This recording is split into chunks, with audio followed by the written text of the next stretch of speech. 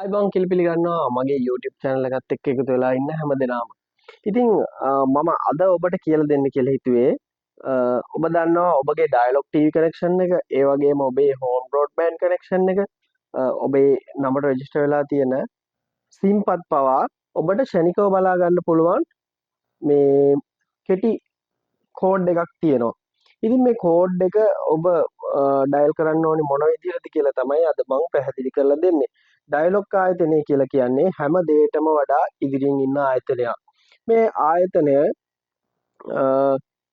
සාමාන්‍යයෙන් හැම දෙයක්ම කරනකොට අපි 4G සම්බන්ධව ගත්තත් ඒ වගේම මොබයිල් 4G, broadband 4G මේ හැම දෙයක්ම ඉදිරියෙන් ඉන්න ආයතනයක් විදිහට ඔබට මේ ෂෝට් කෝඩ් එක හඳුන්වලා දීලා තියෙන්නේ ඔබගේ ඒ account number ඒ වගේම අපි කියමු DTV account number එක broadband account number එක ඔබට මතක නැත්නම් ගන්න පුළුවන් කෙටි ක්‍රමයක්. මේක ඔබට පුළුවන් සමහර වෙලාවට ඔබ මේ රීලෝඩ් දාගන්න ආයතනයකට ගියාට පස්සේ ඔබට මේ අංකය අමතක වෙන්න පුළුවන්. හැබැයි මේ ෂෝට් කෝඩ් එක අපිට පාවිච්චි කරන්න පුළුවන් ඩයලොග් සිං පතක් පාවිච්චි කරන පාරිභෝගිකයෙකුට පමණයි. ඉතින් මේක ඩයල් කරාට පස්සේ මම මේ කියන අංකය ඒ කියන්නේ කොටුවයි 999යි කොටුව ඩයල් කරාට පස්සේ ඔබට ඔබේ නමට තියෙන කනෙක්ෂන් ටික බලා ගන්න පුළුවන් මේ කොටුවයි 999යි කොටුව ඩයල් කිරීම ඔස්සේ. මෙන්න මේ වගේ කොටුවයි 999යි කොටුව ඩයල් කරාට පස්සේ ඔබේ ස්ක්‍රීන් එකේ මේක බටන් ෆෝන් එකක් වුණත් ස්මාර්ට් ෆෝන් එකක් වුණත් මේ ඩිවයිස් දෙකෙන්ම මේ කාරණාව බලන්න පුළුවන්.